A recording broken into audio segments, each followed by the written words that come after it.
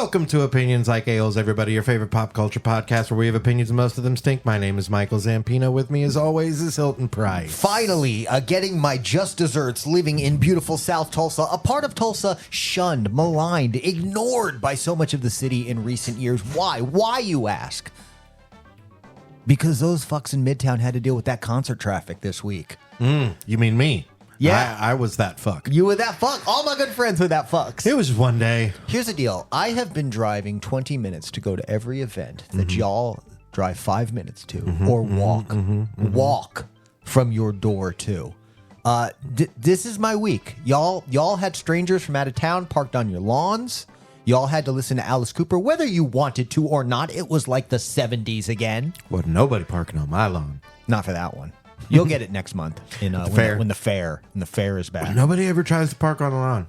No, they don't. They don't. Well, it's probably because they see the flag and they're like, no, this house represents the gays. They do Toes. We'll tow you. We'll tell you. They tell you. Yeah, I was gonna say something about like lawn care, but no, we'll tell you. Yeah, I'm gonna either get it towed or I'm gonna fuck up your car. We get you back, us gays. Payback is a bitch, and so am I. It might be controversial, but I'm here to say if you park on my lawn during the fair, I'm gonna fuck up your car. Yeah. No, I am not really. I'm spitting on them door handles. And I'm not really excited that all these folks in Midtown had their day ruined by Alice Cooper, Motley Crue, and whatever the third band was. It really wasn't that bad. After work, I did forget a little bit, and I was like, why are there so many goddamn people? Oh, yeah. I only bring it up because our guest and I were talking about it before the show. Evan Hughes is back. Guys, thank you for having me back. I want to jump into some of the stuff that we're touching on here, and even talk about some stuff we were talking about off air. Sure.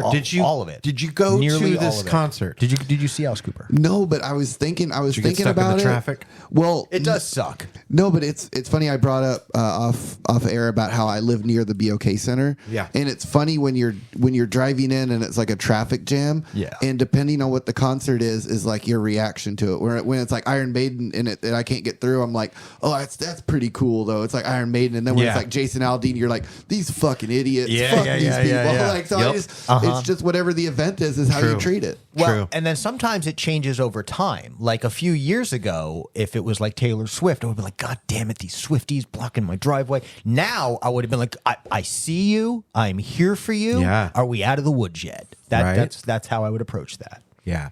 Never really been into the music, but a big fan of her as a person. You like Swift as a person? Yeah, I do. I think she seems like a good one. I like that whole workaround she did where she wasn't getting money from the albums, so she re-recorded them as like Taylor's version. So you can get like 1979 or whatever it is, Taylor's version. Yeah, that's cool. Anything to fuck over the record companies. That's some Prince changing his name to a symbol shit. And I respect right? That. I respect. I'm also laughing a little bit because you said 79. You added Swift's like 10 years to her Is it age. 89? It's 89. It's got to be 89. When she was born. Yeah. Oh, is it, yeah.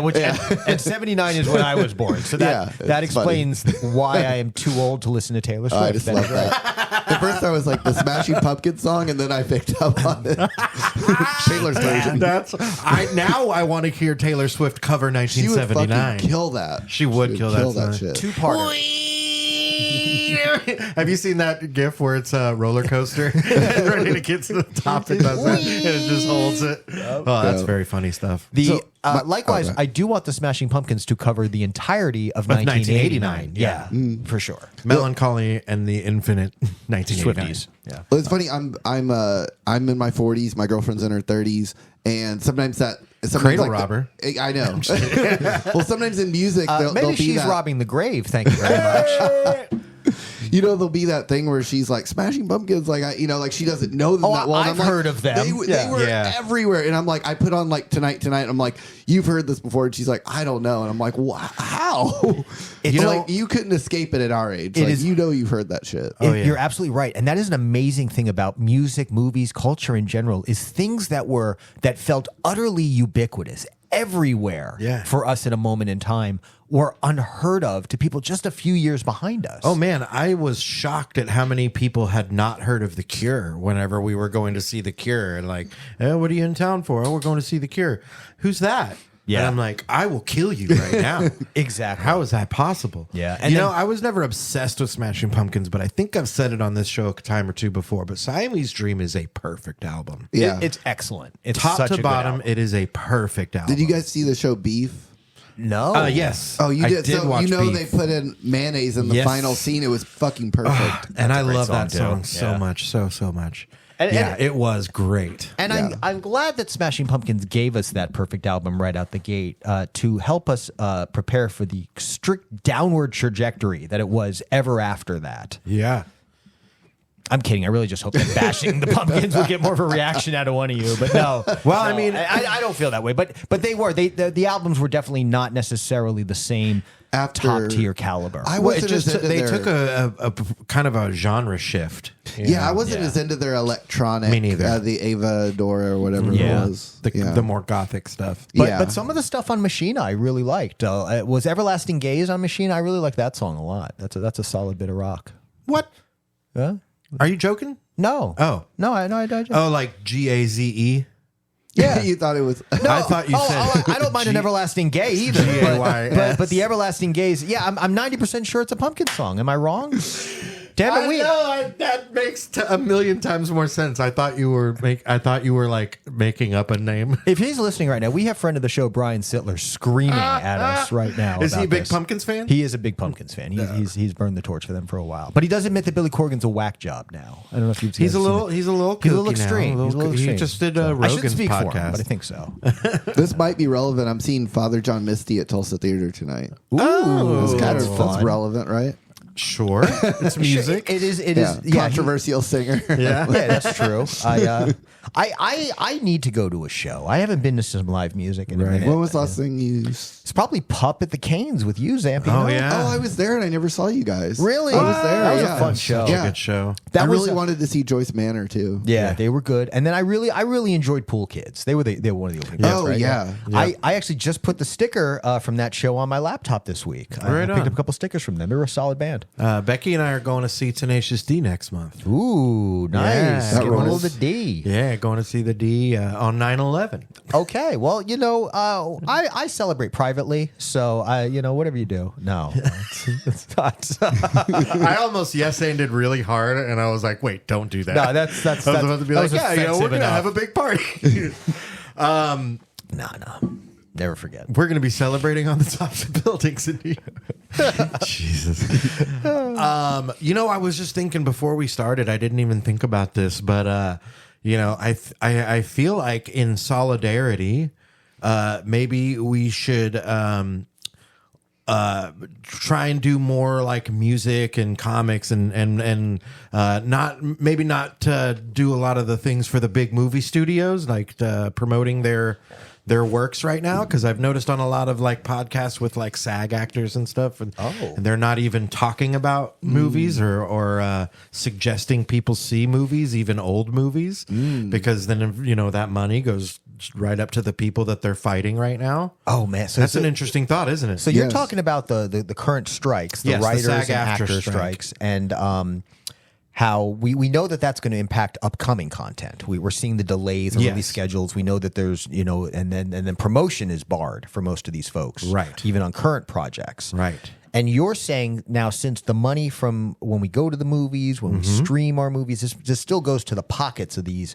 CEO Right. scumfucks, Right. Who are getting all this bank while the people doing the legitimate work are getting pennies on the dollar. Right. And now they want to replace them with AI and So now you're saying that I should take the list of trailers we watched today and entertainment topics that I had brought up and just fuck them.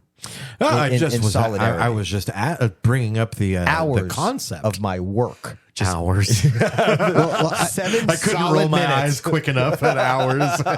Well, I could talk about one. I filmed one scene for an independent movie post strike, but apparently there was an article about it on one of those big sites, and there were like 49 movies that got permission because they agreed to all the terms. Right.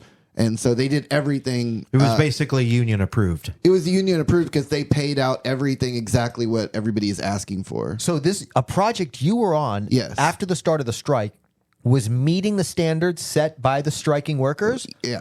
And on an independent level. It is, And- yeah, there's articles. It's a John Swab movie, and John Swab's a from Tulsa filmmaker. Tell Meanwhile, us Paramount- everything about this. Meanwhile, Paramount can't afford it. Yeah, fucking Paramount. Or whatever. Paramount, we'll get back. Paramount, who had Tulsa King, which did not have like a single scene shot in Tulsa, maybe like 4. Like the amount of that movie that was not in Tulsa, that TV show that was not in Tulsa, was ridiculous. Meanwhile, I am going to talk about one corporate film. Just one for corporate Sly product. Stallone to then shit on Tulsa Right? or Oklahoma. Meanwhile, the new season of Reservation Dogs started, and I've been watching it. And the first fucking episode has got a shot outside the Vault, which is a kick-ass restaurant here in Tulsa, owned by Libby Billings, awesome entrepreneur. And that scene is supposed to be L.A. And they pulled it off. Because of the way they shot it and the cool decor of the vault and the way that the outside, plants and whatnot was. And the vault is an old bank. So that there's kind of a very urban-y parking lot situation going on there. Yeah. It pulled it off as fucking L.A. Shot in Tulsa. And they Because couldn't Reservation pull Dogs off took Tulsa the fucking in time. Tulsa. And Paramount can't do Tulsa in Tulsa. And I've talked about it like that show. And I'm going to follow your lead and get off the corporate dick here in a second. But I just had to say that. Yeah. Also, fuck you, Sly. Fuck you, Sly. Fuck you, Sly. I do like that show, though. Go ahead, though. So you're working with John Swab. Yeah, and he's a great dude. I was in the opening scene of one of his last movies, not the very last one, but it's called Little Dixie, and that was the one that had the Paramount distribution to it. Okay. And he likes to use a lot of Tulsa people. He does a lot of Tulsa shots. Like if you watch that movie, you'd see so much Tulsa in it, random Tulsans and stuff like that. And so, originally when we were set to do the scene, it was canceled because the strike had started. But then like a couple weeks later, there was like a link that they sent me, and it was showing that it was one of the approved projects where they went to the union and were like, we're going to pay everything you guys are asking for. Yeah. It just as if it went through. Yeah. And so they got special permission. Can you tell us the name yet? Yeah, it's called King Ivory, and it's about fentanyl in Oklahoma. He likes to do he does like cartel movies and stuff like that. Okay. Yeah. Cool. So if you pull it up, King it's Ivory, got some name actors that have been in a bunch of other stuff that you'll probably recognize. Okay. Yeah, it looks like it is now set for release Ben next Foster, year. Michael Mando. I'm probably pronouncing that wrong. Oh, no worries.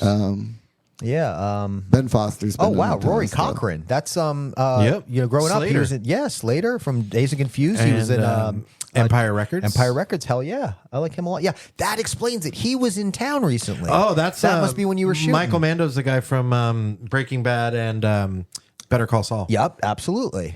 Very cool.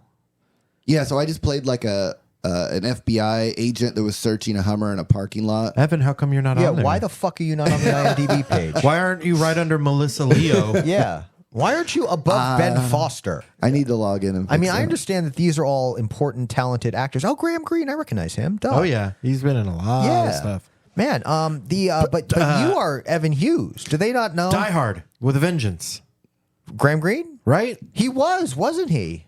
That's why I was trying to say, like, with something like this, it wasn't like we filmed something like, it's not tiny, like this is actually a big money project, I assume. I don't have the financial information in front of me, but Yeah, you're right. Yeah, exactly. This is not like an indie film. Right. It is a serious movie with a talented cast. Never mind the king of GD Tulsa.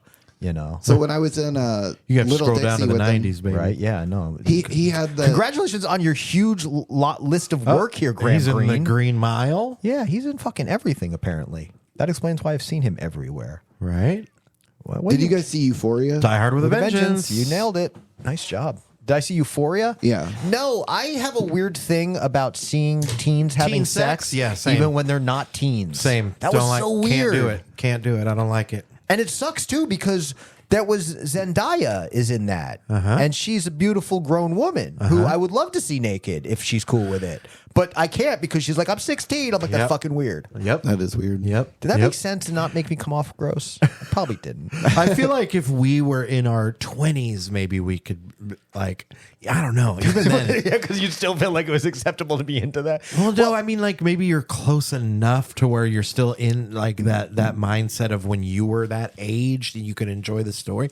I don't know, because I'm like, at what point is it does it stop being okay?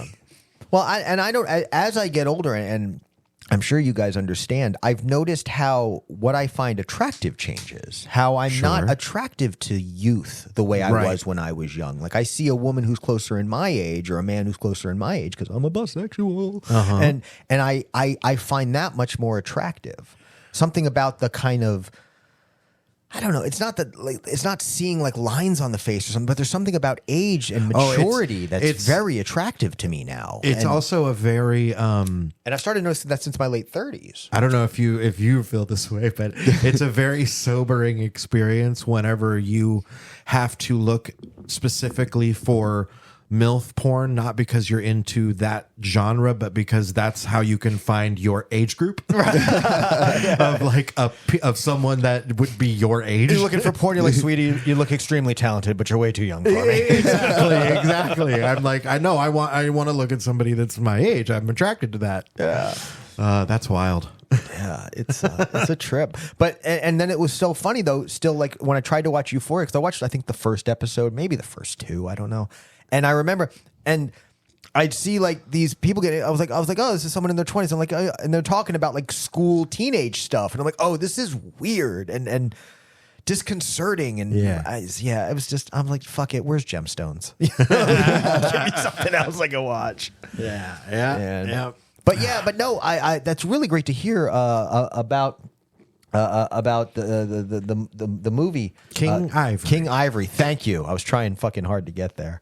But that's really cool about King Ivory and these other productions that are just proving how this can be done. Yeah. You know, you can pay people an amount.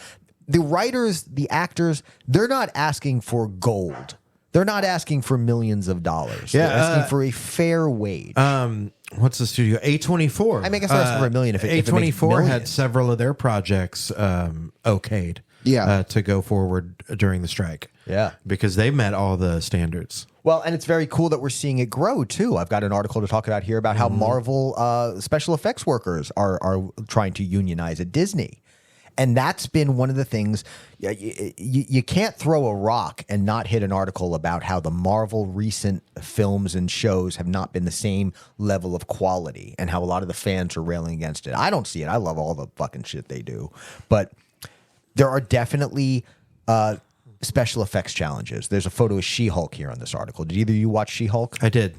Did you notice issues with She-Hulk's special effects? Sometimes. Yeah, I did too. And the word, and I'm not working there, but what I'm hearing is that these guys were overworked. You know, this small team is being tasked with doing too much, and because of that, stuff's not coming out the same top level quality. You asking them to make the lead a CGI character. Yeah. Like, we don't just need a little bit of it. We don't need a really good scene. We need a lead character for an entire series to be CGI. Yeah. It's wild. That's a big ask. Yeah. It really is, man. But yeah, I think you're right though. Maybe we leave some of the other movie and TV topics. Evan, you're pro union? I am pro union. I can't believe you asked me that. You know, I know it was funny. It was a softball for you. I side with the studios. Yeah, no, it's really wild that America has managed to not only convince people that other poor people are the ones keeping them poor. Michael, I am a socialist. Yeah, no, I'm with you, that. buddy. But like the fact that they've convinced so many people that unions are their enemy is just wild to me. Yeah. I've learned a little bit about that, about how that actually ties back to some actions originally taken during the 1960s in the years following the Civil Vietnam rights War. Oh, yeah, and the war. Yeah, the Vietnam War, there was, of course, a ton of protest about that. And right around the time of, and maybe even during the Kent State situation where protesters were shot by law enforcement, there was a group of blue-collar workers who kind of came out publicly. They were there for the incident, working nearby, and they came out to praise the actions of law enforcement. And they were a little misguided. You know, they didn't realize know the whole story. But what happened was Nixon seized upon the opportunity and had them at the White House and gave them another media opportunity and really helped solidify the narrative of the protesters being disruptive problem people Hey. as opposed to fighting for an ideal that we should all support. Right. And that's been one of the initial seeds of the kind of both the anti-protest movement we've seen in recent years and the rebranding of the blue collar working man community as a conservative tool. Right. You know, because obviously, you know, you go back far enough, blue collar, just like your rednecks, these are liberal progressive minds, you know, trying to fight the system to get what's theirs and not trying to push us back to a system that had more control. Mm-hmm. And that's been my lessons learned from TikTok this week with Hilton Price. Well, and I mean, of course, the big push of anti-unions is just keeping corporate profits funneled to the top. You know, can't pay the working man if you're going to keep it all for yourself. Yeah, it's insane. I mean, what the rent is out there where they all live and everything. I mean, it's just they're not making nearly. I mean, the revenue that they're bringing in is astronomical compared to what they're making. Yeah, exactly. Yeah, you got some some person that's tasked with making sure her fucking nostrils sync up. You know, like fucking She-Hulk's nostrils aren't syncing up right. I'm trying to get this $8.25 an hour. well, and it is art. It Anybody is. who has worked on 2D graphic design, you know, you do graphic design, Zamp. Yeah. You know that the small details, like getting the line work right, if you're cutting out a figure, getting the color balance right, if you're having to add or alter the color composition, a lot of time is put into making seemingly small changes that have a big impact on the final product. Fucking font choice. Yeah. Such a big one. Color of the font. 100 placement. Yeah. Absolutely. Yeah. Depth. All these things. Yes, absolutely. And now imagine giving it, depth to a 2D design. and I'm just talking about a 2D design on its own. Now Right. imagine it being three-dimensional. Correct. And now imagine it needing to be balanced against the real world in every shot. Yes, and act against people. Yeah. I couldn't do it. Evan, could you do it? No, Are you sure? I'm pretty sure. I think Can you could- draw? I'm a terrible. Yeah, Same. really bad. That's about- the one area of art that I've never ever been. Yeah, because you could do any good at. music, you could Yeah. do a bunch of stuff. But never ever have I been. The one piece of art I've ever done that I liked is right there in that frame. The Godfather. No. he did the poster for The Godfather. A lot of people don't know that. How long did Marlon sit for that? Yeah. Did Mr. Puzo, what was he like in real life? A puzzo. A puzzo. He was a piece of shit. Mario Puzzo. He was he's a real sweetheart. Did you guys know that the third one is considered like historically bad, right? Yeah. But they've re-edited it. Are you aware of that? There's a different cut. Yeah, There's I a have different heard that. cut, and I think what they did was like they tried to cut so much more out of the daughter. Okay. I haven't seen any of them. You've not seen any? Any. Yeah, that is still on That my is surprising. That's on my I know it's good, so one day I have to try it list, like the music of the Rolling Stones. The one thing I will say is that Yeah. is that it that I'm not as shocked about that. It's very much like films of that time where it moves a lot slower than films now. So like the original Godfather, people like that try and get into it now, I'm like, fucking just wait it out. It moves a little bit slow at times, but watch that film. It's so good. Is it cool to still talk about really old movies today? See, that was the thing, is that they were saying that maybe You'd you still should get- do that too. 'Cause you still get Don't some money. watch it Oh, until the no. strike is over. How about that? I accidentally brought up Godfather. well, because I mentioned Brian Sittler earlier. Sittler and I went and saw Enter the Dragon last weekend. Oh yeah. They're re-showing that for its 50th anniversary in theaters, Yeah. and that was another one where that 1979 or 78, whatever it was, that the style of filmmaking was different, Yep. even before you factor in the Chinese American co-production elements. Right. But you had a lot more like lengthy establishing shots back then. you hit it on the head. 100%. That was the thing that we both talked about after the movie. Was there was a lot of those slow pans, those setting things up, and of course The story is about these several Americans, and then of course Bruce Lee's character, who is based out of I want to say China. Yep. They all meet at this island nation for the tournament. You know, the Mortal Kombat or whatever it was called. The Kumite. yeah, there it is. So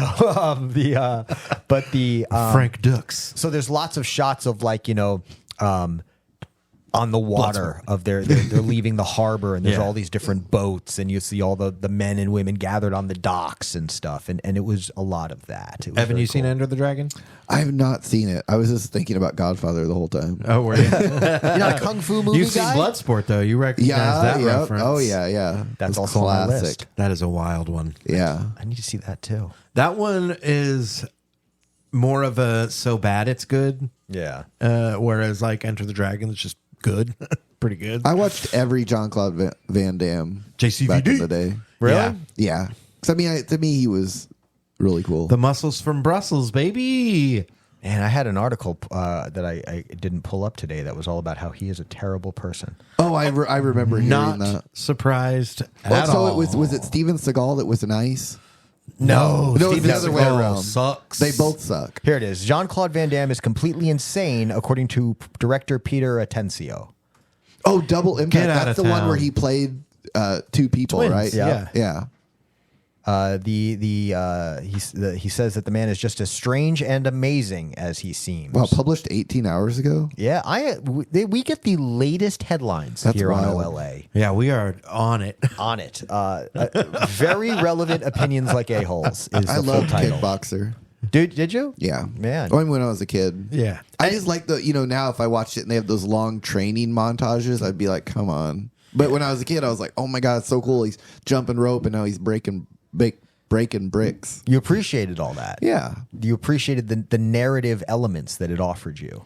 Yeah, I don't know. When you're a kid, I don't know. A lot of the stuff like, oh, you just work super hard and then this happens and you're all pumped up and then you win. It was like very believable when you're young. Yeah. Now you watch it and you're like, that still ain't going to work. Yeah, that's just going to be back pain tomorrow morning, Jean-Claude. Don't act like you did enough stretching to not hurt tomorrow. Do you remember Sudden Death? You'd have to like bring me into the It was plot of it. it was the Stanley Cup Finals. Oh, Where there really? was the bomb that- in the arena, and he was the Are you sure this isn't Last Action Hero? no. There was no hockey involved in Last. Wait, was Last it the Action 96? Hero. Oh, you're right. The Never mind. I think it's 96 something different. Olympics? No. Are you sure you're not thinking of The Last Boy Scout? I am definitely not thinking of The Last Boy Scout.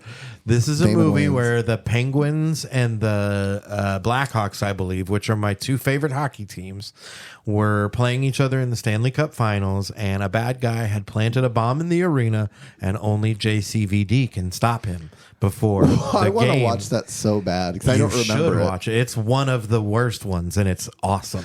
Oh, so what year did it probably come Like out? 97-ish. Can we look it up? Can we? Okay.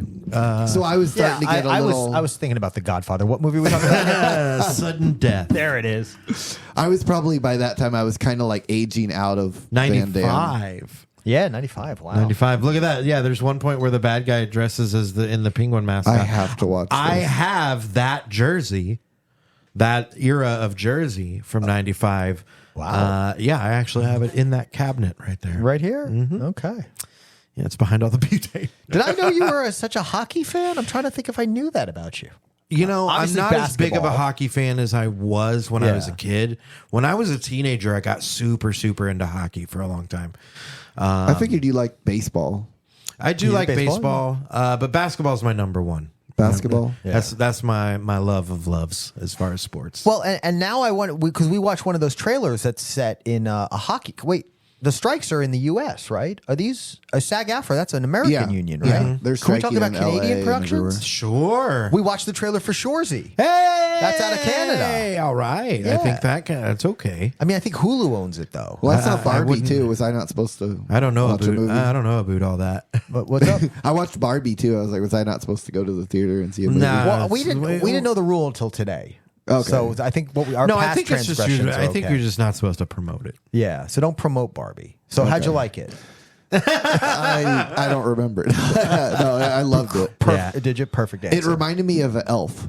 Okay. You know, in That's terms not of like what just I've being heard. like a wholesome funny. Okay. You know, Like a fish out of both them had water Will sort Ferrell. of. And they did the, you know, how Elf was like, he's either in the North Pole or he's in the real world. Yeah. They did that like, you're in Barbie Land or you're in the real world. That kind of, yeah, Fish out of water story. fish out of water story. Well, really, and let's be honest, who is Margot Robbie but just a female Will Ferrell? Marco Polo. Yeah. Fish out of water. Marco. Polo. Oh, I found Fish you. out of water. Marco. Someone the other day told me Fish I- out of water. There's Told me a I look like Guttermouth Will song. Ferrell. Said I look like Will Ferrell the other day. What? Who said Wow, that? Just that's I don't remember. Some person. some blind person. Yeah. No, I was like, you I look don't like see Will it. Ferrell. People You- really Thank pull you. some shit out. Now Margot Robbie, I see that. I used to get told I looked like Drew Carey all the time, and it hurt my feelings every time. I got Seriously? Yes. told once I look like Beck, and I'm I gonna do hang not on to know that why feeling. it cut so deep, but every time someone would be like, "You look like Drew Carey," I'd be like, "I hate you." And it's like simply the glasses, right? They're I just, guess it's just heavy set with glasses. I guess. Yeah, it's got to be. If you didn't have the glasses, Maybe they would short never hair. say that. Yeah. But Drew Carey's like always been clean shaven, and I haven't been clean shaven in like 20 years. You've got a bit of a similar haircut, I'd say, like a part. Because doesn't he have a part on the side haircut? I don't know. I mean, I don't think so. I don't know. Let's I think he's got like a little boy cut, let's pull him up. a little baby boy cut. You think the part on the side is not a little boy haircut? Fuck you. I like that I was typing in Drew Carey and it didn't autofill. Yeah, it was like, who? that's yeah. It's something's wrong here. It's not seeing the internet. I don't think. Oh no. Did we lose internet? No. Did we lose it? You know what? We should just cut it off right here. We're done. Thanks, Evan. We did a good show today. Yeah, it's been good. What about you want to talk about this? We can. They're not striking. They I kind of wish they would. I After kind of wish. listening to this. I kind of wish they were too. This is not good. I thought they had some of the old Guns N' Roses sound in there. A little You know, bit. I was like, you still sound like Guns N' Roses to a degree. Guns N' Roses has a new single called "Perhaps," which immediately I was like, "Oh, is this going to be the sequel to Patience?" I was like, if he starts whistling, then we'll know. That'd be such a bold move, wouldn't it? It was almost hubris back then that he was like, I'm going to whistle an entire verse. Yeah, because I couldn't even get 3 bars. And it'll be a fucking #1 hit. Yeah. That's wild. to me. On an EP. Yeah. On an EP that had also some of the most offensive songs. True. Have you heard, what is that one? I forget what it's called, but I know what you're talking One about. in a Million. It was very controversial. Well, it's just a list of slurs. Yeah. Set to a really catchy beat. It's the Yeah, worst. doesn't he drop the N-bomb in there? I think so. He does that. He says a bunch of bad things. Don't listen to it. It's not like Carlin's 7 words you can't say on television where it's for fun. It's like just 5 words you shouldn't say. It's more than 5. Yeah, it really. It's A bunch of words you should not say. yeah. He just goes down a list of offensive shit. But perhaps is not a good song. This new track. It's really not good. Even the little bits where you were like, that sounds like old Guns N' Roses. I was like, barely. Yeah. They were just doing the hallmarks of the sound kind of thing. You know what I Trying mean? to. Like if there's a new Korn, they put some of the corny things in it. Did you catch any of the lyrics? Were you watching any of the lyrics? Oh, on Perhaps? Yeah. In the chorus where they like, yeah, or yep, or something. There was a lot of hey. apology type Hey, stuff. hey. A lot of I was wrong. I shouldn't have said that. I shouldn't have done that. It But then there was a lot of just nonsensical, like a meta. You know what? Like how sometimes somebody will be writing lyrics and they like try and write like a metaphor, but it means nothing. Yeah. Well, think You're about like that doesn't. Those words together. I know you think it sounds poignant, but those words mean nothing. yeah. You know what I mean? You bring up the lyrics to like Teenage Wasteland by The Who. It's like, try to make sense of that. Right. You know? Oh, I love talking about just bonkers choices in songs, like "Blinded by the Light," Manfred Mann's. Oh, yeah. I know that one.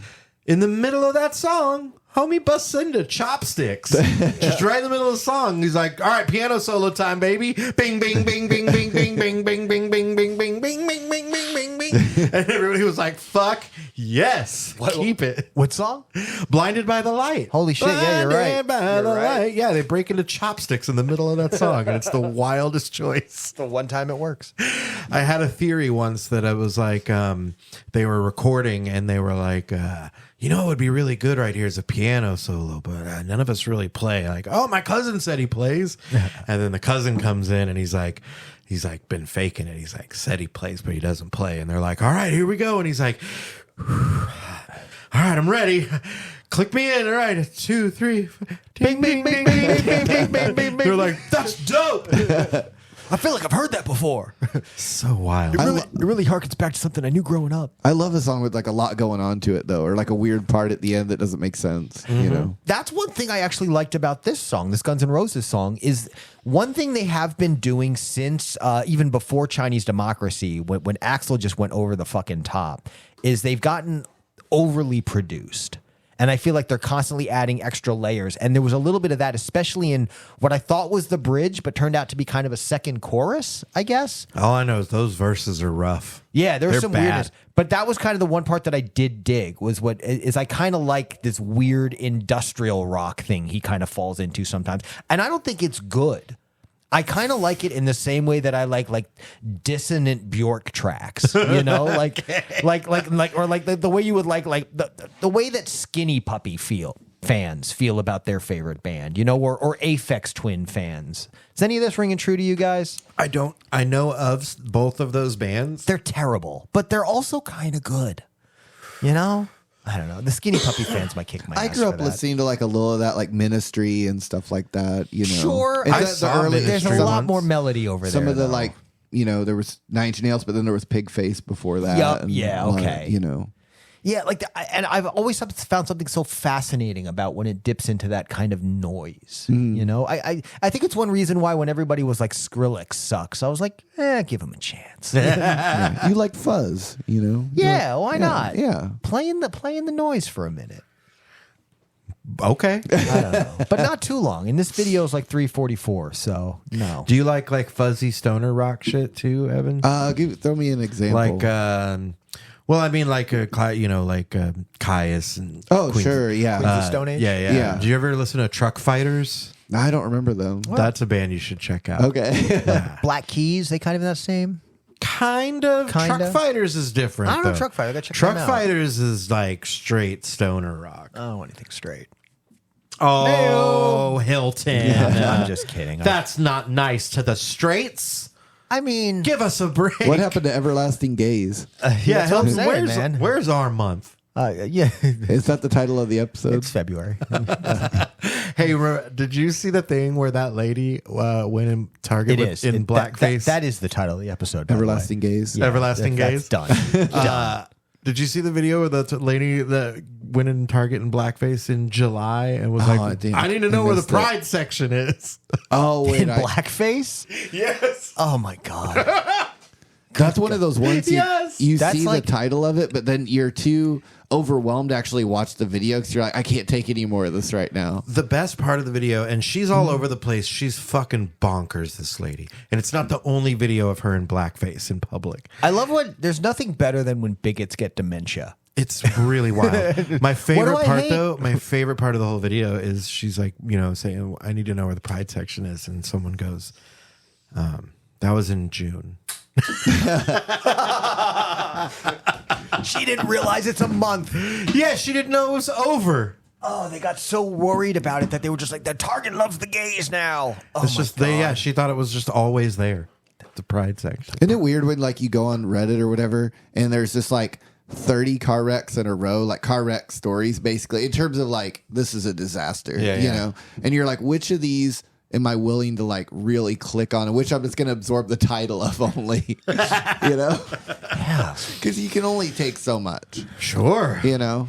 Like, did you guys watch the Alabama riverboat? Oh, fuck. Yes, I did. Did you guys already cover that on the show? No, Really? we've been off for a couple weeks. We took We've an been on impromptu vacation. summer vacation. Oh, Yeah. man. That chair shot.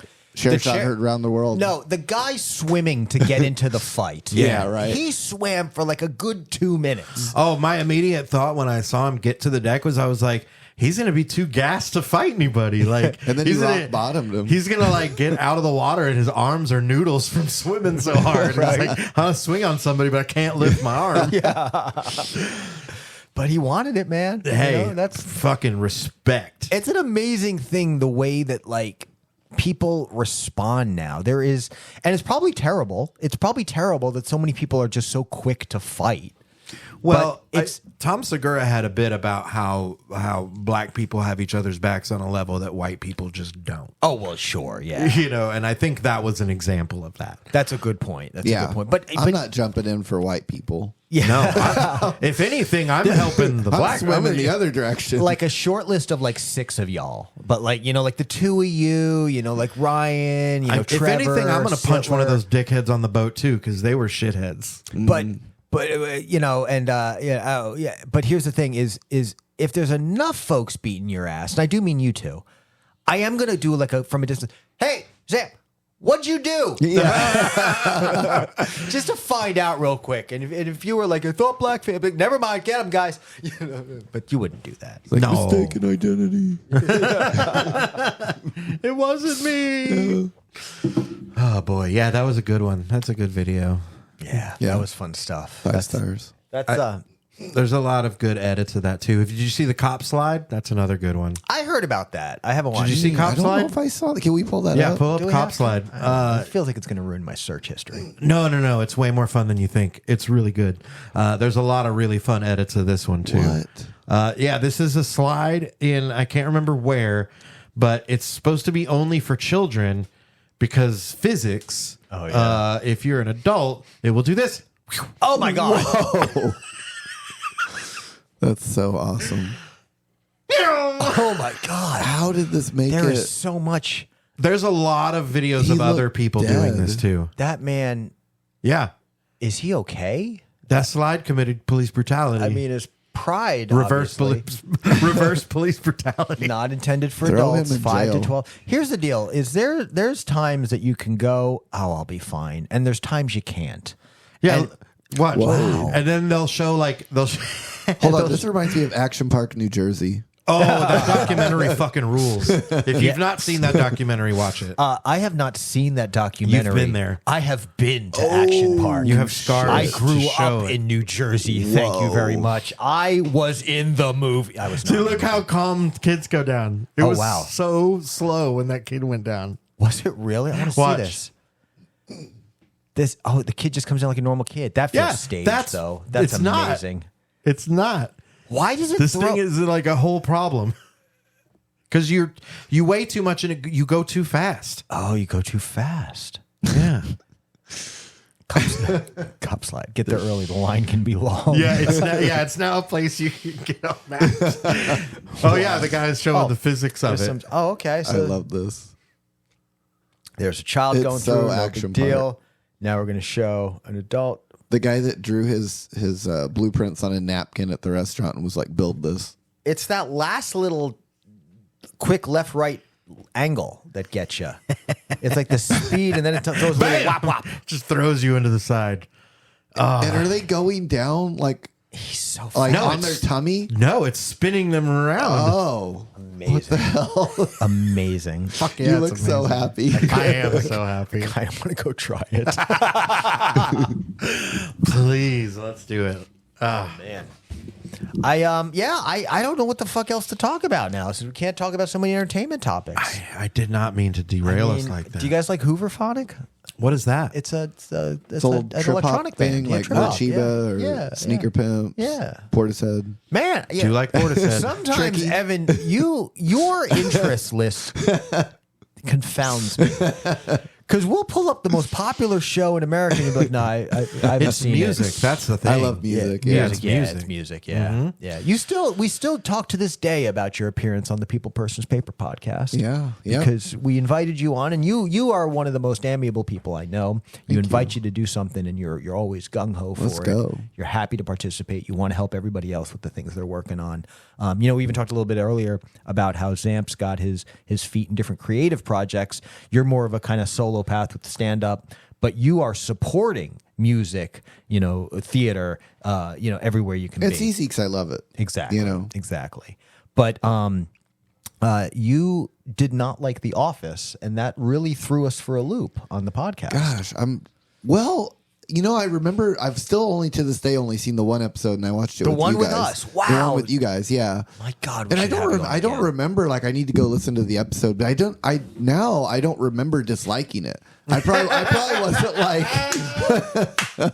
That is a very Evan Hughes thing to say. I didn't. I think I liked it. I think other people already remember. I like everything. It's pretty good. It's a pretty good show. And I think what it was is obviously the Office is one of the shows that leans into ideas of uncomfortableness, of awkwardness, of cringe comedy. Exactly, and you really see, because one of the key moments, and the episode's not up on the website now. We only have our most recent 20 or so up on there, but you said something along the lines of, "I didn't like any of these people." Oh wow! and it was one of those moments where Brian and I were taken aback because we were both a little like hurt. We love this show and these I characters. probably needed to watch more of it. But you were also right. That's a snap judgment. A guy that's seen one episode and is like, "Oh yeah, this is how it is." Like, you sometimes need to watch a whole season of something to really. But a show with Michael Scott and Dwight Schrute as your leads, and then Jim and Pam, for as much as they can be lovable characters, they can also be self-serving. I mean, you weren't wrong. Well, let's not forget the whole reason I was on it was because I'd met Creed Bratton in real life twice. Yeah. So that was why. And he was nice. Yeah. So and he I may is. have He's been a wrong delight. there. He's a delight. And he puts on a hell of a show, too. Oh, yeah. Yeah, we've since then, we've been out to see him perform. He comes through the Vanguard semi-regularly, and he's great. Oh, He's yeah. great. And you've been on stage with him a couple times now, or I did two shows with him. 2 shows? In different years. I bet you were at the one we went to as well. I think Probably. Shauna was on that one as well. Yes, and Raj was on Raj one there? with I think me. I think Raj was those on were that the one two too. different shows. I think I did one with Raj and one with Shauna. Yep. Oh, I'm trying to remember which one we were at. Huh. Okay. I hope it was the second one. I feel like I did better on the second one. Maybe we were at both. I don't know. I smoke a lot of weed, but Yeah. Allegedly. that's what they say. Well, when I did the first one, I think I was like a year into comedy, maybe a little bit more, but not 2 years. That's in. too soon to be meeting famous people, man. Yeah, I don't that was appreciate my biggest show I'd ever done by far at the time. Really? For sure. Oh, sure. Yeah. But not now. Now I did Canes one time. So. Ooh, I have not done Canes for comedy, but I have played music there. I don't even see how that's possible, though.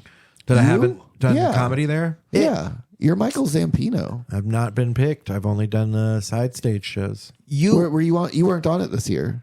No, I did not submit this year. You 'cause just didn't feel like it. I didn't have a new video. I haven't gotten a new submission Well, tape. Fritzy would have saw the old one and put you on. Yeah, but that's the thing is I've I'm not learned gonna that. I'm not gonna get a better show with the same video, right? So why? And my whole thing is I didn't want to do it unless I can improve, unless I can get better, unless I can do a bigger show. I tend to take every other year off on Blue Whale Comedy Festival. I've done a year, and then I'll usually skip a year. And it started out just because the second year of the festival, I had some stuff going on. I just didn't have the time to sign up and to get a good video and all that. And it kind of just became habit. And I realized that I like it too because I'm a good enough comic in town that I think I can earn my spot no matter what.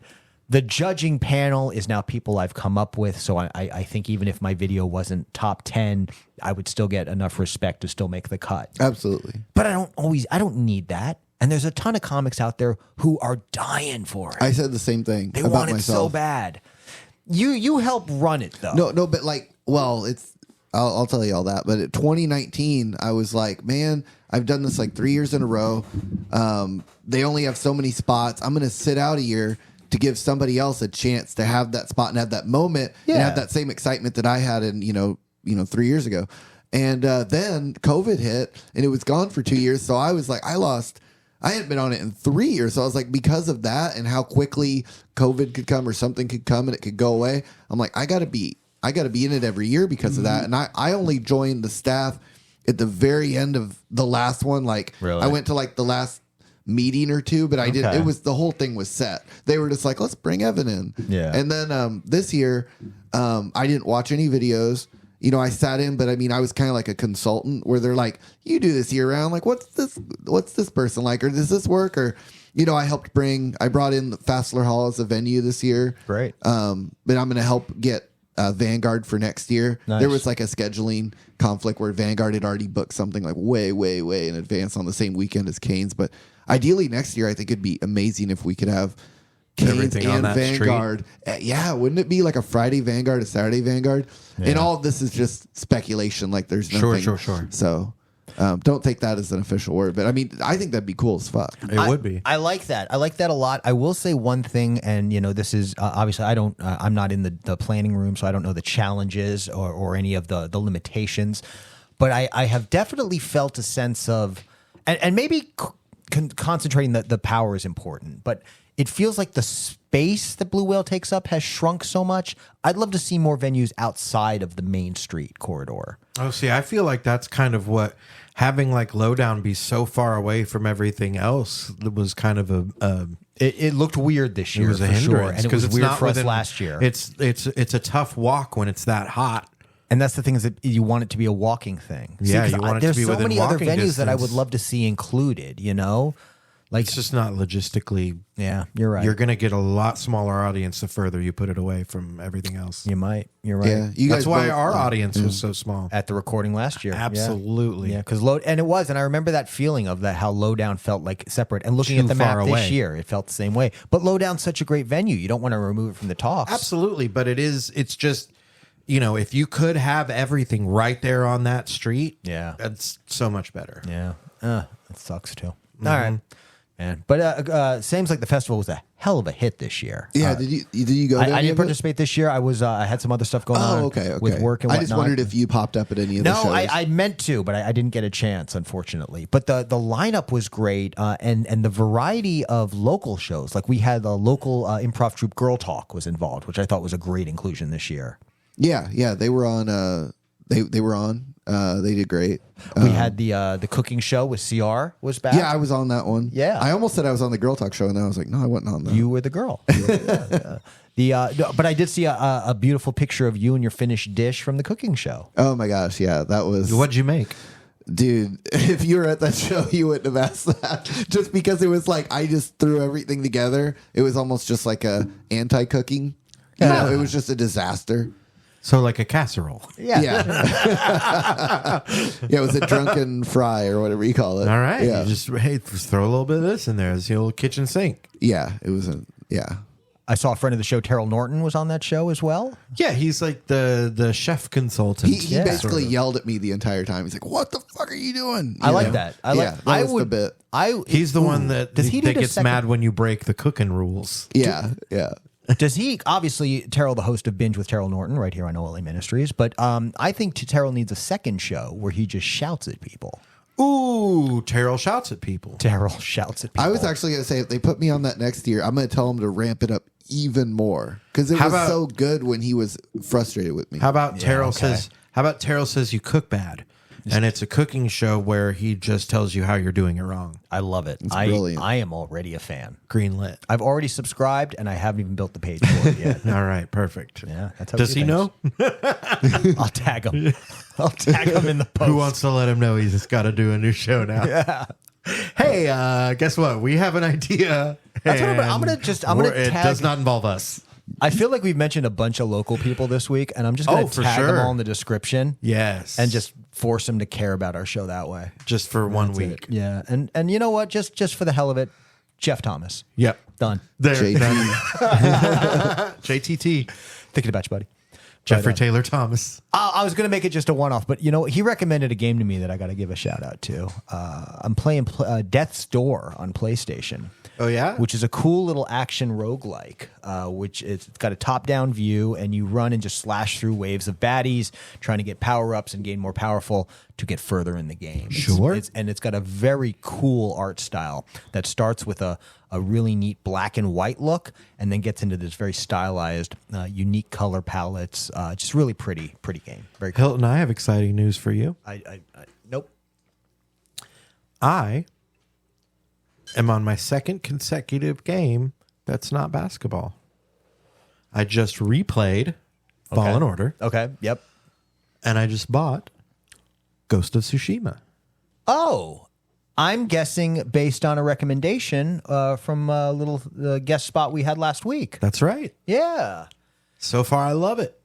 A lot of the controls are very similar to Fallen Order. So, the transition from that game to Ghost of Tsushima was very easy for me to make. And it's just that very similar type of action style. And the one thing I will say that it's got is that the scenery is gorgeous. Yeah. And I will say I do like the way that you, the little option pad or the big thing in the middle of you swipe up on that and the wind sort of guides you on where to go. And it's really, really cool.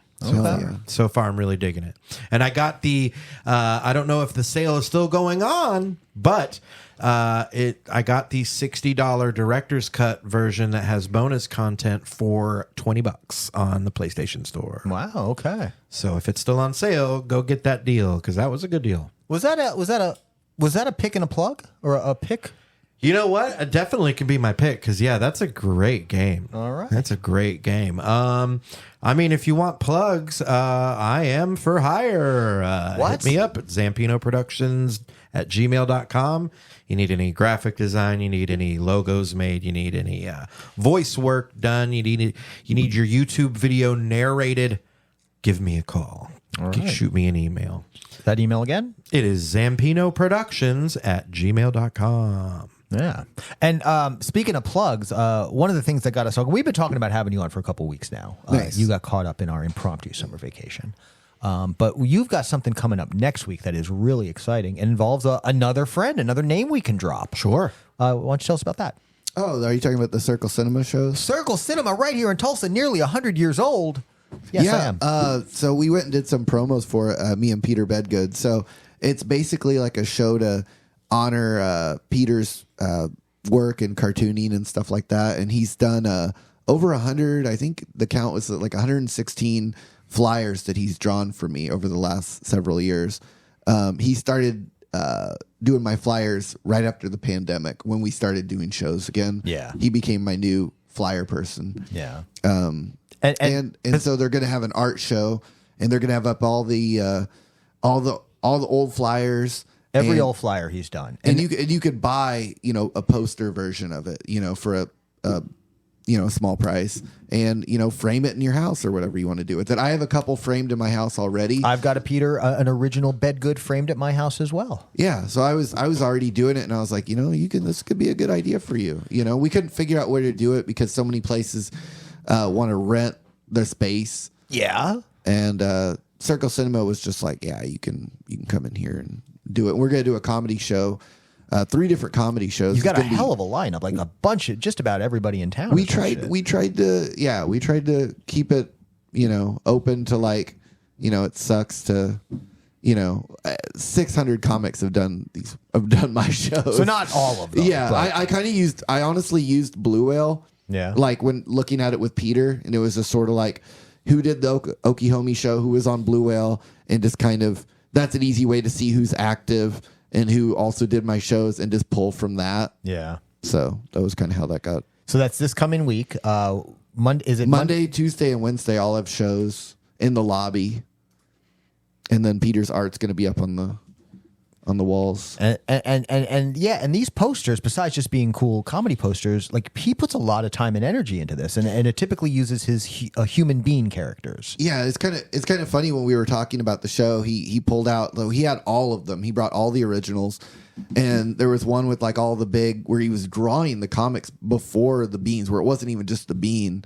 I think you might have had one too, where he actually drew you. Yeah. Oh, yeah. It's true. Yeah, I think so. Yeah. Yeah. And he was like, dude, I don't do them like that anymore. He's like, 'cause this took me like an hour per comic, and he was just like, you're paying me, this, and it's like not a living wage at some point, so.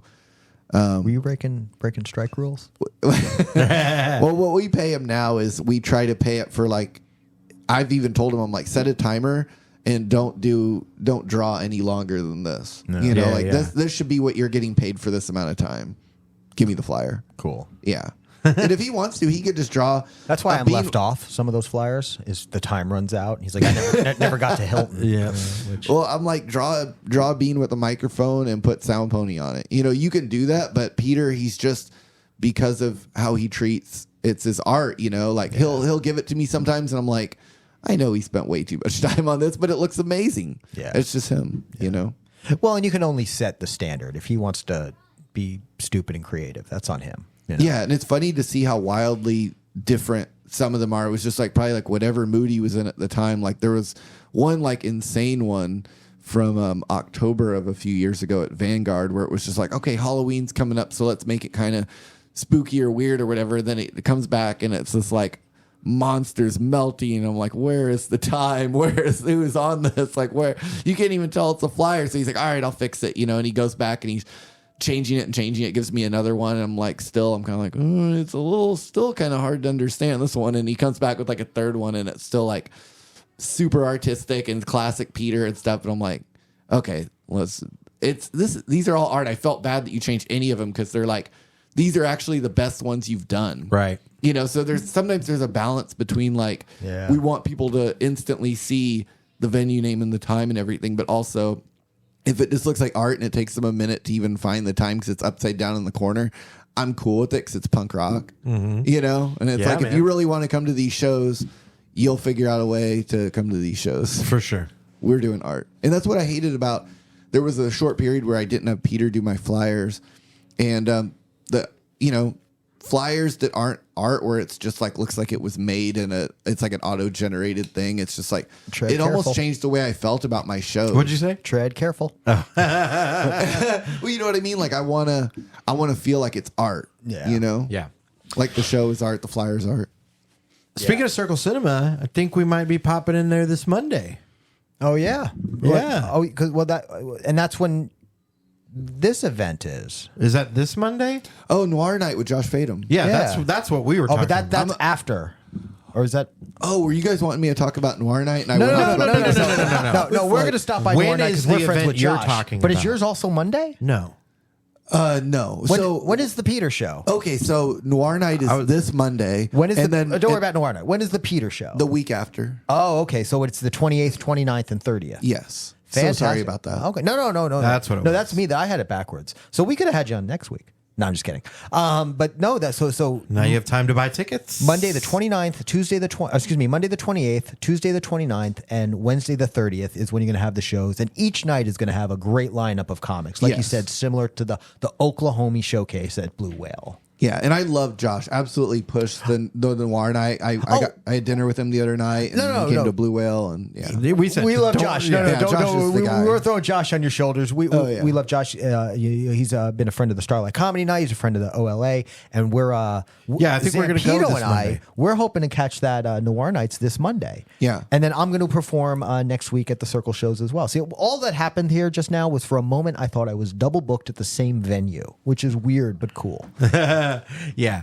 But then I don't know. Did we figure out what day I'm going to do the Circle show with you, Evan? it's probably in our messages. Okay, cool. Yeah. But sometime in there. Hopefully not Thursday after it's over. Yeah, no. And do you know what time your show's going to start? Do you have that? 7. 7 o'clock each night. Yeah. All right, cool. You know, I have written a couple jokes recently. Dude, you got to do some of my shows, Michael, please. I need you. Got to get back out When was there. the last time you booked him on Dude, something? he did a show at Heirloom, and I even told him this. Like, will you pull up the text? I was like, that was one of the best sets we've ever had on the Heirloom Comedy Night, and I've been running that show since that place opened in 2018. It was And I've done it several times. It so- was really fun. And we've had, Heirloom's a great room. We've had multiple, pro comics on it. I thought it was like if it wasn't the best one ever, it was top 3. Thank you. It was incredible. It felt great. I was having a ton of fun, just like really riffing with people and like. You had those bits about like some older movies, but new ways to look at them type of bits. And it was killing. Yeah. I was dying. Yeah. That's great. And I instantly tried to get you on another show, and you didn't get back to me. And I was like, "Fuck!" And I was like, "I knew Michael. Your sets are it's like a unicorn. It's Well, like and or Bigfoot. You're like, I saw it. Yeah, and we had a couple. We had a few weeks in a row where like, shit here just in regular life was like going haywire. Our dog had to have emergency surgery for eating entire pairs of my child's underwear. Oh my god! Yeah. That's You fun. couldn't have worked the show in there. Well, and it was the same weekend that my wife was going to be out of town with our daughter, so I had to stay at home with the dog with the cone of shame. Oh man! And and it was just it's one thing after the other. But you're one of the best comics ever from here. That is true. That is true. Guys. We were talking about that before Evan even got here. How you've definitely slowed down your shows overall in the last couple of years. But before, when you were working hard, as far as I was concerned, you were the best in the city. Well, he came back and he did that one, and you hadn't performed. He's great. A long He's always time. great He at did the Starlight Airland when we show had I'm him. talking it was about. a good chunk of time there. Yeah. So that was just like, that was amazing. Still I mean, I don't know. Ryan's giving you a run for your money when he performs. Trevor's fucking got heat, man. I don't know that you got the title anymore. You got to fight for it. Well, the thing is, they're both far better writers than I am. They are. And that's always been a struggle for both of us. 100% is writing. 100%. I know my strength as a performer, but I also know my weakness as a writer. And it's not that I don't write well when I do; it's that I don't write enough. Yeah. And that's the trick, is that I just don't write with the frequency, as others can. How are you on that? Man, I got a brand new notebook the other day, and I've been writing at least a joke or two a day. Do you make yourself write, or do you only write when you have an idea? I am currently making myself write. Nice. See, I've never had success with that. And I love the word currently in there. Like, Yeah. Right. You're trying. May not always have to do it, but for now you understand you have to. Yeah, I'm gonna do the thing that a lot of other comics now locally are doing. I'm gonna record a special. So I want to, I'm like training for it. Oh, in training? I mean, Can basically, we make a montage, please? We need that. We need it. I actually would really fucking love that. Would be amazing. That's a great. I could actually still pitch that. to record a just for like your intro. Yeah. Holy shit! You know how like comedy specials have like the little intro? Yeah. That could be your intro as like a training montage. We hadn't even figured that out yet, but yeah. I fucking love that idea. That's so fun. Yeah, but I just thought like, it's a weird thing in comedy where I feel like, local bands will start up and like 2 months in, they've got every kind of merch you could ever have. They got the demo and everything. And like in comedy, there's this kind of shame over what we do where it's sort of like, I can't record. I'll record something in 20 years, and it's like, I want to record my album no matter how it comes out. I want to record a fucking album. I think the biggest difference is that with music, popularity of genres and fads and trends change so quickly that like if you come out with something and it's hot right now, like they're gonna push it right now. You might only have a small window before nobody gives a fuck about that style of music anymore or whatever. Whereas comedy is just comedy. There's not really like genres per se.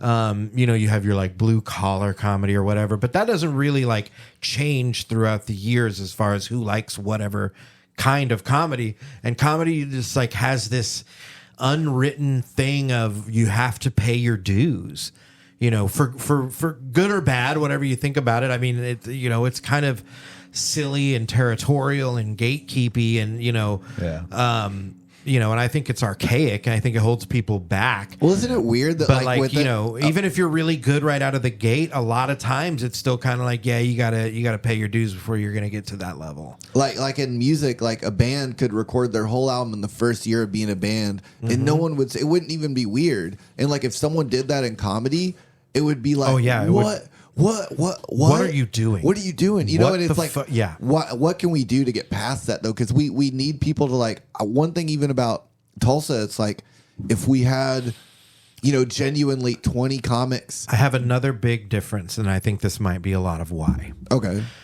When a band comes out with their album, or they come out and they within the first year, whatever they record their album. How long have they been writing, rehearsing, and practicing all those songs before they come out? Whereas a comic coming out and trying to record an album of the very first stuff they ever write might not be, the band, they've spent years learning how to play the instrument before they got together and started trying to write songs as a group, whatever. That comic might have only been writing jokes for 6 months. And if those jokes aren't good enough to put on an album, then maybe you don't have any business putting out an album. Well, think about music, though, where it's like that music album I'm talking about a year, it'll be bad, too, maybe. Probably, but Yeah. it could have like a good song on it. And I think that would be what would happen in comedy, where it would be like, there's a good joke on this record, and it's just like maybe overall that maybe there's 2 good jokes on the record, but it's There's like, not the market for comedy albums like there is music, though. yeah, I mean, comedy's People don't always going to consume be it the same way. the little, side I know. thing compared to music. And people want it in like TikTok sized clips. Yeah, that's another bummer too. Nobody's got the patience to listen to a comedy album. Yeah. You know what I mean? But I think if there was like I think the pressure to like put out something sooner, I think would actually make probably the industry better. It would make people work harder.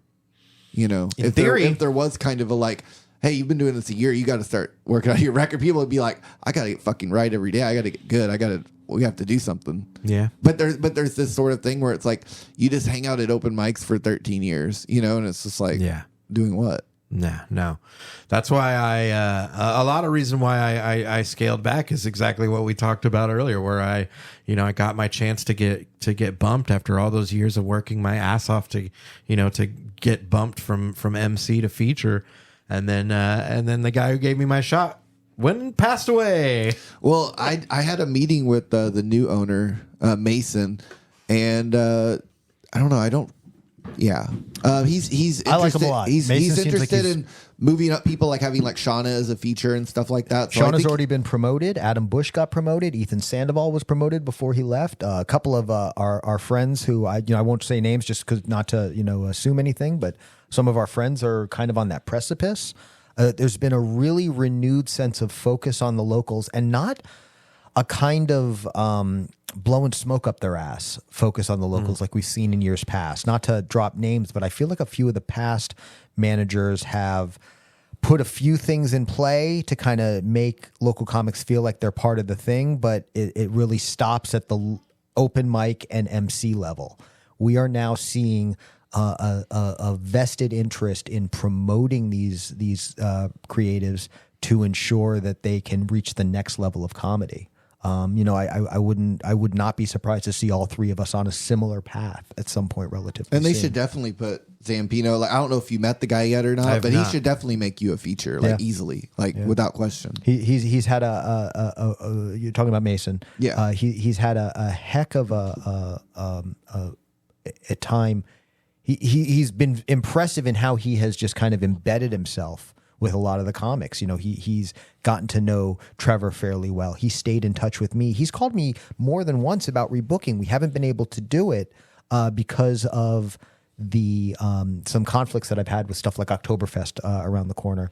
But that showing just the slightest bit of interest in what I'm trying to do, I haven't seen that from a Looney Bin manager in years. I was impressed with him because he reached out to me and set up a meeting with me. He was like, "Oh, people keep giving me your name, so I want to meet you and stuff." Good. And I went up That's there, great. and he was, painting like the tiniest little thing in the showroom, like himself. When I walked in, and the showroom looked better than I've They seen got a it new probably paint job, ever. new window and I was graphics. like, and then when we sat down, I mean, that was like the main thing that he was talking about was he's like, oh, I'm going to move Shauna Blake up. I'm going to move. He's like, I hate that this has been going on where people are stuck in this MC thing for a long time. Yep. And I was like, instantly, I was like, if this is this guy's vibe, cool. And I'll tell you guys a quick story. We hadn't touched on it this episode yet, but that interest in my creative work, like I said, it made an impact on me. And especially when he called, we didn't book something the first time, but he called a second time.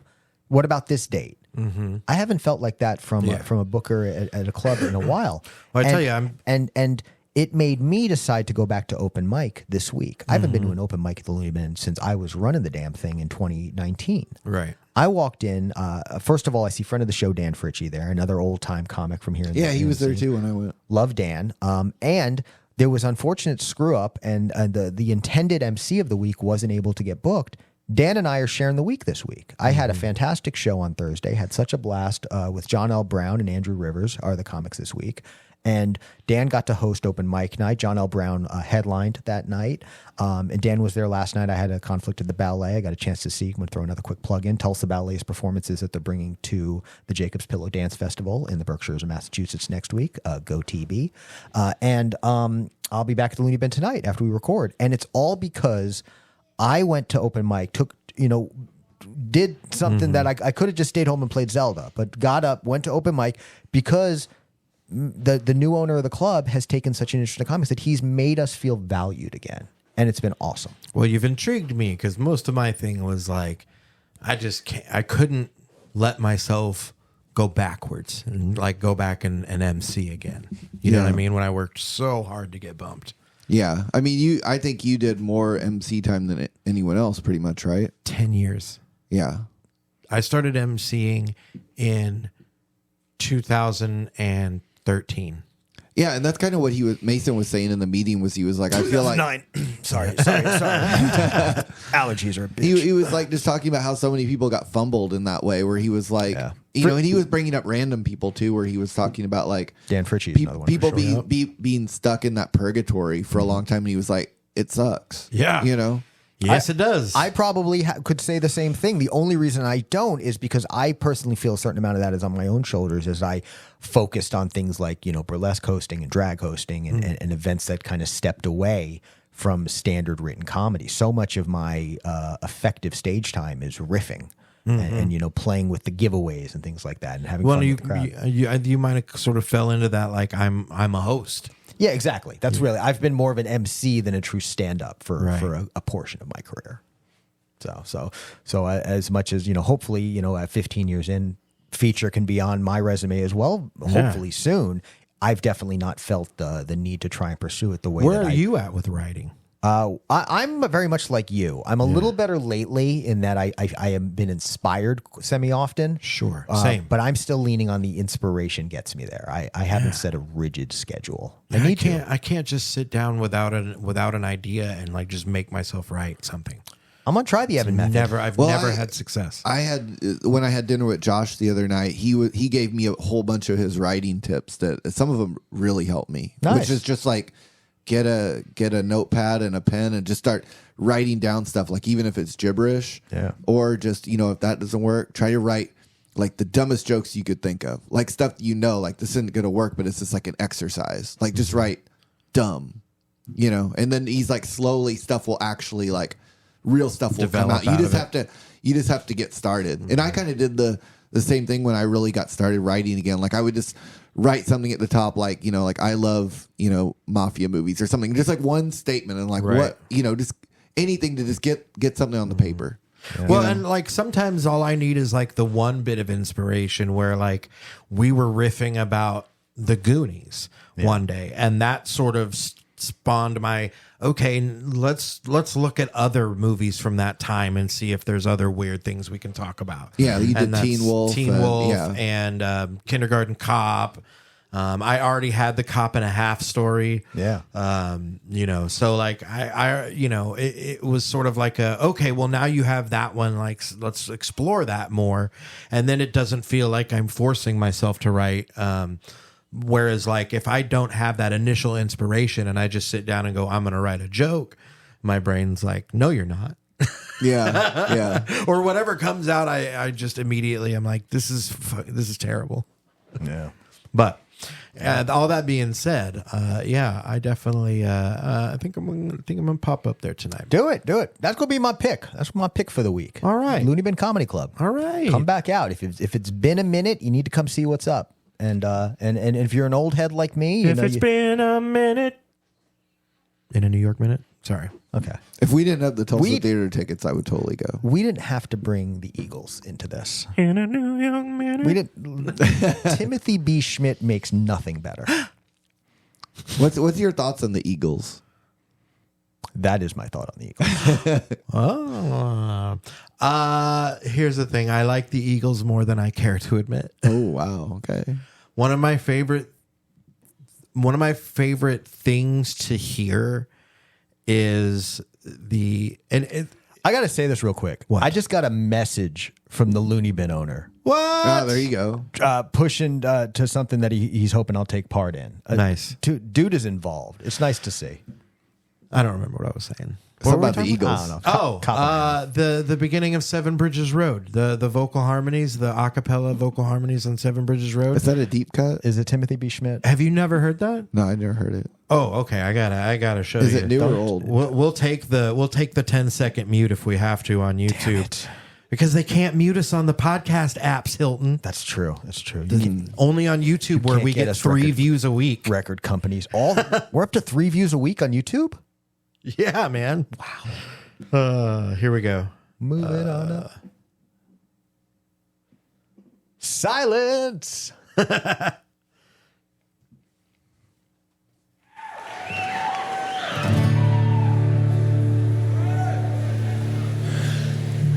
There are stars in the southern That's enough. sky. That's enough. Southward as you go, there is moonlight and moss. That's beautiful, right? In the trees. It's a thing. Evan, your thoughts? I like it. It's gorgeous, right? Yes, it's beautiful. Yeah. A good vocal harmony, man, will give me the chills. It'll give me goosebumps every time. Yeah, I love it. I mean, you probably like Beach Boys too.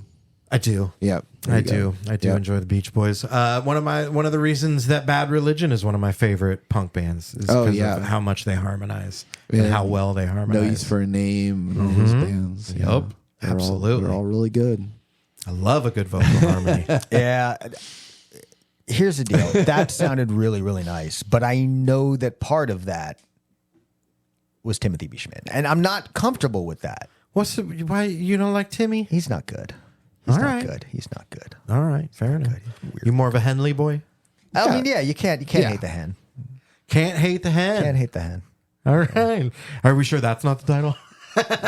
Only because I am so excited about the amount of people. Evan. Everyone loves Evan.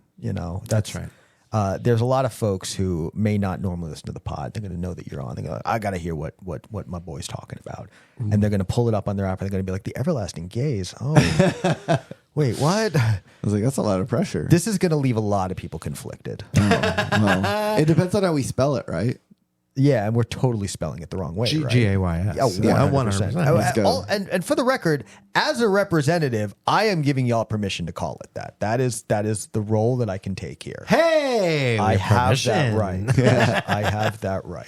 Evan, anything else coming up you want to plug? Let's think.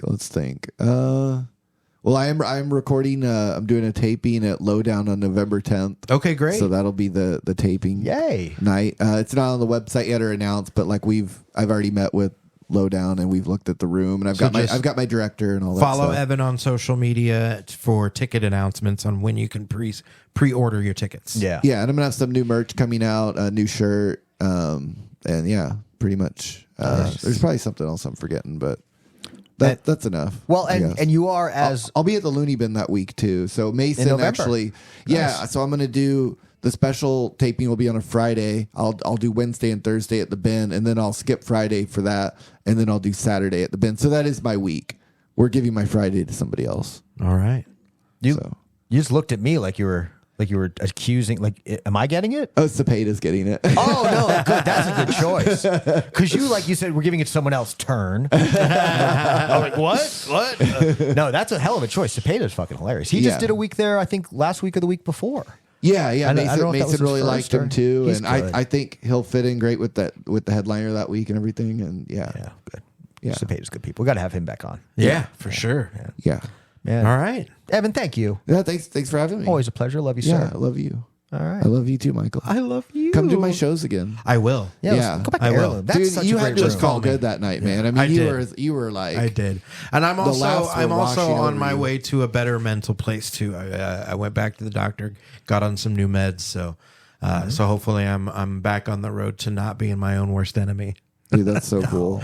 Yeah, I am definitely my own worst enemy when it comes to pushing myself and being more successful. I So think I do yeah, have same. one. gotta one good- fight against that shit. Yeah. Maybe I could fight get you that to imposter syndrome. agree to one on air. Oh, Oh, shit. I just thought of this. I'm like, this is like the best way. Quick, hit the button. Hit the button. Hit the button. no, I have the ultimate out where I say I have to ask my wife. Oh, perfect. Oh, perfect. you're gonna do me like that? I'm just playing. When What is it? about okay? And this is gonna be so great because we have Hilton sitting here. Oh, yeah. Okay. The Spotlight Theater, Oh, it's a good show. It's a great room. September 29th.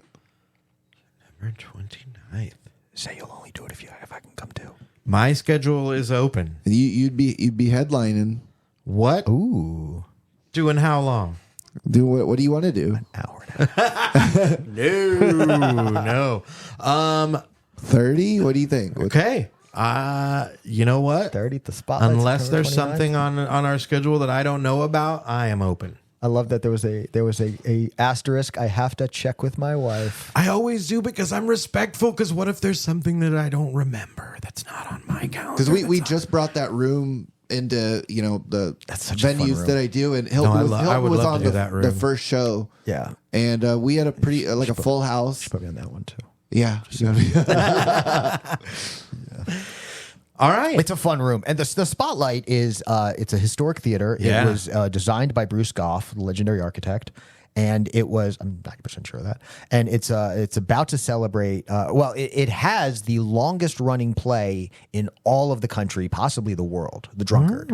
They have been showing The the Drunkard Drunkard, every yeah. Saturday since the 1950s. The only taking off for COVID, and then of course the Olio, which is essentially like an open mic beforehand, where people sign up and do small performance bits, typically comedy or music. Although they've also had other styles there too. Friend of the show, C.R. Parsons was doing the Olio as much as I think 10 years ago. For years, I thought that there was just a show called The Drunkard and the Olio. I only know I was fortunate to host it a couple times. This is pre-COVID as well. But it is a great room, and Evan, your show there, you've been instrumental in getting comedy as something that's been happening there. Yeah. I remember I did a tour through the Tulsa Foundation for Architecture, the Spotlight. They did a special tour. We're going to do another quick name drop. The tour was hosted by John Beasley. Yeah, I love John. Who is a board member there now and has really just shown a lot of great love for the theater.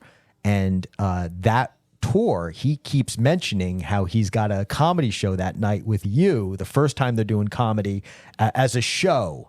They've done it at the Olio, like I mentioned, but where they do a comedy show at the Spotlight. So that was a really cool experience to not only get the tour of the theater, which I have a lot of love for, but then to be like, oh, fucking Evan, of course he's got his. Yeah, we had a reporter come out to do a write up of the show too for The Root. It's great. Which was really cool. It's great.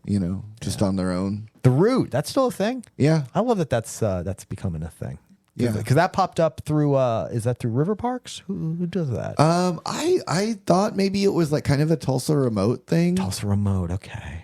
So it was like, I thought it was like a publication to let them know, because they're moving here and they don't know what's going on. So it's like, we need to give them like a newsletter. These people that have all just moved here and are confused. Yeah, I say River Parks just because I remember I first learned about it when it was kind of associated with Blue Whale one year. I think it's all under the Kaiser umbrella, like There somehow. you go. That makes sense. Yeah. Got to be under that umbrella, another quick baby. name drop. Yeah. Trying to get under that umbrella. George Kaiser, he just had a birthday. Put me under your umbrella, Yeah, George. Yeah.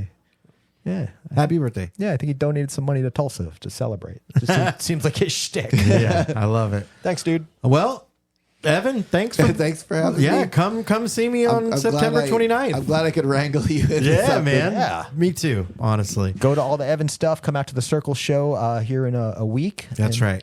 And we'll see you next Sunday. We'll see you then. Take it from me.